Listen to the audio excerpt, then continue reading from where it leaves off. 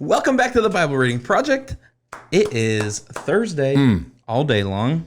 We're reading the red letters of Jesus. We're on the second week of it, and it's been pretty good. Pretty good. It's been awesome because we're inspiring people to go get a Peterbilt truck. Yes. Right? Don't just settle for a car. Wouldn't that be awesome just to, rather than driving a Kia Soul, I pull up in a Peterbilt? I'd feel manly. So I got to ask you a question before we jump in. Okay. My daughter, the Cuatro, that's Yes. Spanish. I'm learning Spanish. Yes, you are. Guess what? I learned that. All You right, ready? let's hear it. The red Teach us. letters of Jesus in Spanish. Cartas rojas de Jesús. Cartas rojas de Jesús. Yes, rojas. Roja. Cartas rojas de Jesús. I'm learning Spanish, man. I'm excited. I learned some. I read the Spanish Bible. I'm talking Spanish in the best I can. You know who can speak Spanish? Manny. Everyone in our studio audience today. Peter the Built. Can you speak Spanish? Yoey? I call him Yoey. Come on, Yoey. Can you, Levinson? What? Vinny. But I can. Because next year, what if I said to you? I'm going to be speaking Spanish on the beach to the kids. Yeah, and I'm going to go to... Cartas rojas de Jesús, donde está el baño. That kind of sounds like Carmelo. You know what I'm going to do? Welcome to the beach. You know what I'm going to do? I'm going to see if Carmelo will come and just teach me weekly. Because Carmelo, he's Puerto Rican, man. Yeah. He has got the accent. I Yeah, love he his does. Puerto Rican accent. It is so awesome. So I know, So I'm going to do it. That's Okay. Speaking of going to do it, you done your chin up yet? Not yet. All right, I still believe. We're gonna do it. Still I believe. still believe too. Cartas rojas de Jesús is Yes. what we're talking about. Red letters of Jesus. Have you enjoyed it? It's been really good. I'm learning a lot. Me too. Again, we do it every time. Just tell people what they can do and how we're trying to take it a little further and what Yeah, they if can you do want to about it. go a little bit further, got a daily devotional, and the link is in the bio. Just a little encouraging thing, and some other scriptures, and then a question that I encourage you to ponder and even to write down. I've encouraged students to write down their answer. It just helps me to better take what's going on in here and put it on the paper and the word I would Not use just is students codify it. either. Dad, download Yeah, it. come on, Read do it it. with your kids. For sure. Mom, download it. Read with kids. High school kids, get with a friend. Right. It's a great little devotion. It's a Yes. great to sit down and listen. So what we're doing is the same thing. So you read it today, Luke 2:41 through about 52, 11 verses or so. So read it, and then let's jump in and talk today. Let me just pull everybody in. 12-year-old Jesus. Right? Right. He's broke from the norm. Right. He stopped usual. He broke from expectations and assumptions. Yeah. He realized there's a greater purpose in his life to God, realizing that there was something in his life that was pulling him to God, even though his parents didn't understand it. Yeah. He went to the place where he thought, I could connect with God. Right. And so I think that's true. When we want to connect with God, the thing is to find the people you can connect with. And Jesus did. He went back to the temple. Let's pick up and read. How about having at it today?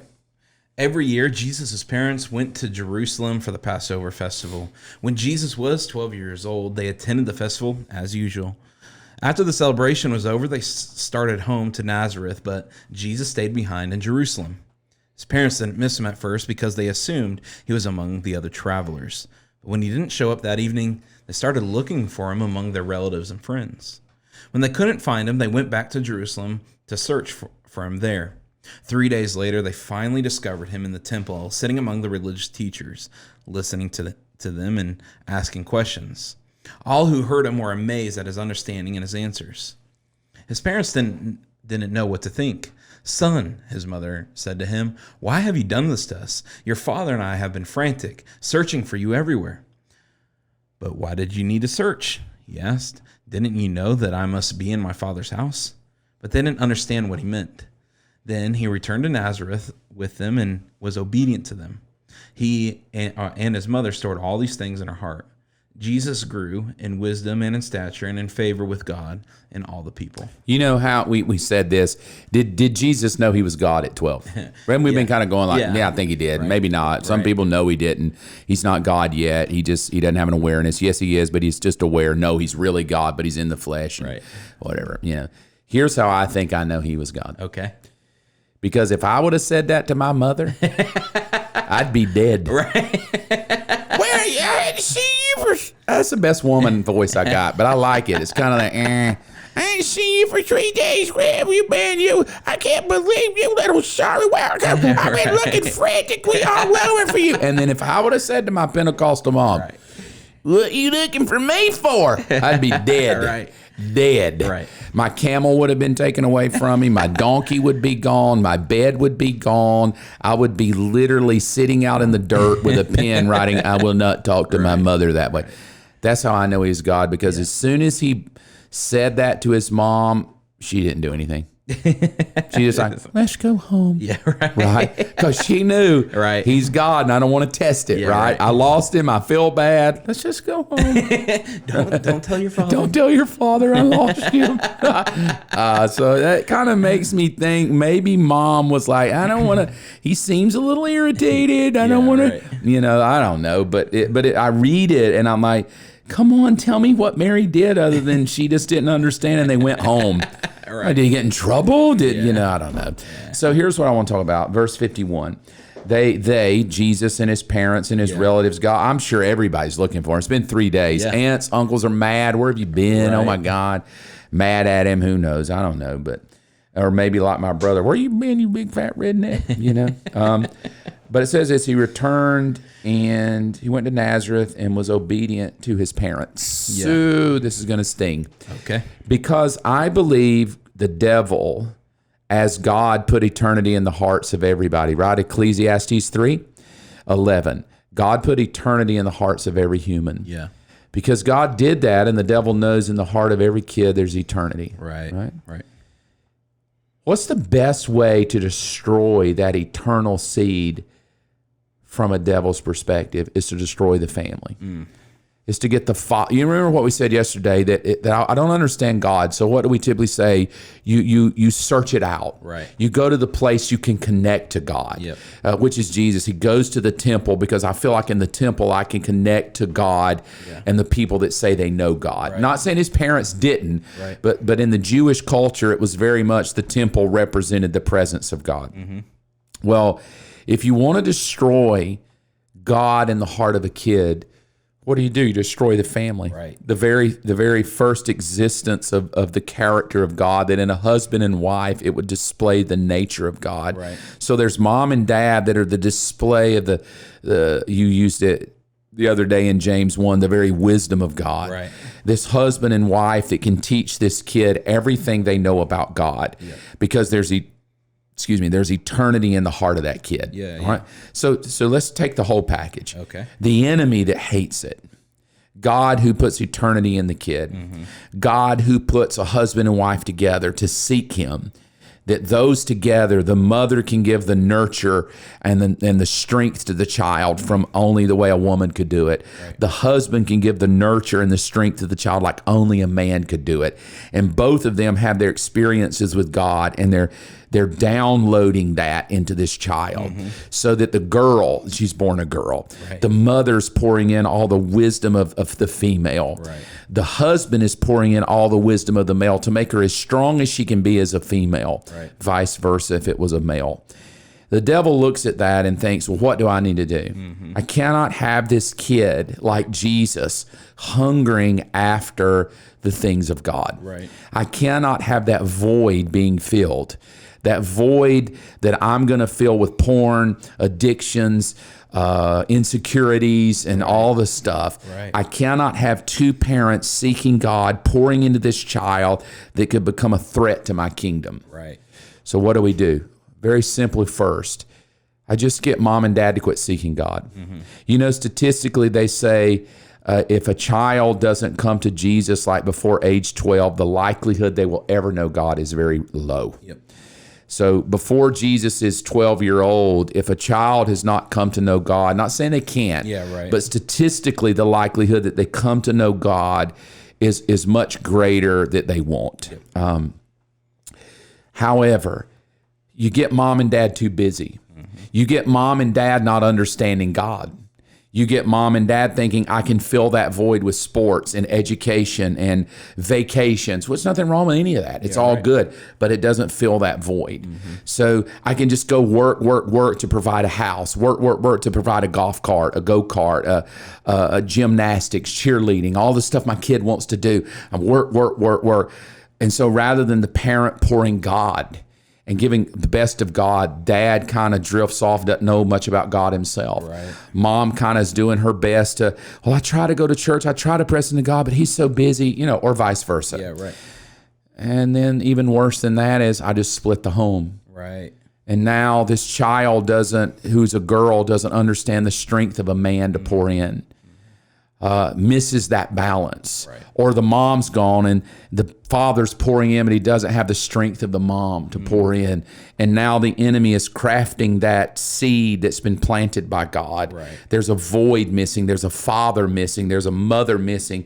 And so he begins to play with that void. Well, there's no God. There's no father. Right. There's no mother figure always pouring in to show you as a girl you can be strong. You don't have to be a man. Right. You may be a tomboy, but it doesn't mean you're a boy. You may be a more feminine guy that likes, music and arts and theater more than you like football, but that's okay. It doesn't mean you're a woman. And right. they're pouring in. It doesn't matter anymore. I eliminate them. Right. I'm the enemy. Right. I'm going to take this seed and corrupt it. Right. And so here we read, Jesus went home and was obedient to his parents. Mm-hmm. And I realized the power of the family, the power of the family that Jesus goes back into this home and back into this culture where they really didn't understand God maybe to the level he was going to understand. Maybe Mary's trying to figure it out too, like what does this look like? But I really just believe there's an attack on family today. Yeah. I mean, I don't know statistically, but even the amount of kids that are even in a 2-parent home today, or not from a broken home. Right. I'm living with a stepmom or a stepdad, but how important is family to the development of our faith? I think that's one of the problems with what we would call church today is we quit being a family and we turned into a corporate organization. Right. And we lost that family, that pouring in, from the spiritual moms. You older women should pour into the, we're not pouring. Get the older women off the front row. Right. Get the older women out of the picture. We want everybody to think we're a real hip, cool church. Right. Get the older men out and put all the young people up front. Because we don't really realize the older women are what nurture, the older men are what nurture that seed that's put in the young people. And by young, I say 30 and under, but family in general. So just give me your take on parenting and family and faith and how it all just plays together. I mean, there may be people watching today go, yeah, that sounds romantic. I don't even have a dad. Yeah. I don't even have a mom. I was abandoned. I'm in foster care. I mean, and then we read this and, we say family's so important, but they're like, man, I've never had a dad read a Bible to me. I've never had a mother pray over me. I don't even know what that's like. I don't even know. And so it can feel very hopeless. Or maybe you love Jesus, but your parents don't, like I don't have time to take you to church. I don't have time to, and you're really hungry for God. Or, your mom's really excited about Jesus, but your dad's not. Yeah, and there's this whatnot. And then there's the tension in the home, right? The mother or father that's trying to really run after God and the other spouse is not. And then the kids get confused. Well, daddy, well, mama, Right. And so just talk about that a minute and what your perspective on the power of God being obedient to your parents. Right. How do I even do that if my parents don't know God, or just in general to maybe who all's listening and following, just that concept of mother, father, family in relation to faith. Yeah. So I'll just say, like, if you feel like you've come from or you have a broken home, or maybe it's not this picture perfect scenario, which that's that's no one's family is picture perfect, right? That's why we need God, right? To come and fill up the cracks in our lives. But maybe you really come from a broken home. Maybe you are in foster care, or maybe ugly divorce in your family. Let me just encourage you and just know that God is a God of restoration. Now, I don't mean that he might bring back together your family. Can he do that? Yes. But I mean, he's going to restore you in the sense of he's going to send other people in the family, in the body of Christ, to fill in the gaps and to help you along the way. I've seen that testimony over and over again, and that's my own testimony. And so the importance of being obedient to a mom and a dad, even if they've split off and it was real ugly, even if one can maybe even be abusive to a degree. How can you be obedient to that? How can you honor them? I think that's your question, right? Yeah. That I think that here's my testimony, and maybe this might be my mom and dad, they watch, so this might be the first time they're hearing this. Sure. When I was 18 years old, graduating from high school with honors, with a 16% in Spanish. ¿Cómo está, español? I wanted to. I sat down with my counselor because they're like, "Well, what do you want to do when you graduate?" I said, "I want to go to ministry school." Cool. Boom. It's the first time I talked about it. All right, you need to go home and talk to your parents about it. Cool. No problem. Mom, Dad, I'm going to go to ministry school. No, you're not. Like any 18-year-old, I fought them on it. I wrestled with them. I was passionate about it. It's what I wanted to do. But they're like, no, there's no money in that. You're not gonna be Sure. You're not gonna be able to support yourself and going to ministry school. You need to either go in the military or you need to go to college. Well, I was like, well, the military is really not for me. I have no desire to do that. So I guess I'll go to college. After wrestling with them, I really felt God say, you need to humble yourself and you need to submit to what they're saying. You need to honor them. Sure. And be obedient. And I said, okay. So I submit to them. I do community college for 2 years. I work and I serve in the church at the same time. I do that for 2 years. Now I'm a little bit older. I'm outside of I'm outside of high school. I have a little bit of experience. I have a little bit of higher education under my belt. And it just stirs back up. I really want to go to ministry school. And to make a long story short, the cards kind of align. So I bring it back up to mom and dad. This time, their response is much different. Okay, if that's what you want to do, let's do it. And so they send me off, and I travel from Virginia to Georgia. What I didn't realize is that if I would have gone to that ministry school when I was 18, when I wanted to, my life would have fallen apart. It wasn't, the school wasn't to a level where it could have trained me as good. A lot of those students went off to do other things, not full-time ministry. It's not that they've fallen in sin or fallen away from God, but it wasn't, their level wasn't to the degree. But when I came at just the right time, when I finally felt it stir back up, that I had a great experience. It was a very unique experience in a lot of different ways. I won't go into all of it, and then when I graduated, that the church had grown to such a point that they were able to bring me right on staff. That wouldn't have happened if I came 2 years earlier. Sure. And so I think it was that God was just saying, hey, just be obedient. And because of my obedience, God honored that and blessed me. I think God is so powerful at family, right? Yeah. So powerful in family that even the kid who grows up without a parent, right, God will, if that child is God will in some way bring somebody into that kid's life. Right. Who can be a father. Right. Might not be a biological father, but a father that can teach him to God, a mother that can teach him to God, right? Whether that's a foster or a step, or because God is so passionately about that seed that's been planted, all right? I'm 56. My parents are still alive, all right? I still believe this day. Listen to Ephesians 6:1. Children, that's me at 56. Obey your parents because you belong to God. Yeah. For this is the right thing to do. Right. Honor your father and mother. This is the first commandment with a promise. If you do, and I pray this over my own life often, if Mark will honor his mom and dad at 56, things go well for you, which is what you just said, and you will have a long life on the earth. That's right. Like that's the power of family. Right. So I would say do that if you have a mom and dad. Right. If you don't have a mom and dad, find somebody in your life that can function as a voice of a parent and honor that person. And the Bible says if you do, your life's going to go well. Yeah. And you're going to live a long time on the earth. That's That's good stuff. So put the question up for today. Here it is for Thursday. Even the creator of the universe obeyed his parents. Why is this so important to God? Even if you're 56 years old, and you might still have some bitter things in your heart. You weren't raised the way you thought you should have been raised, or maybe your mom and dad didn't do what you thought. You know what? No better time than the present, than to pray a prayer that forgives maybe what they tried to do and failed. Forgive them anyway. Maybe even make a phone call and just tell them you love them. Amen. Tell them you appreciate them. Let them know.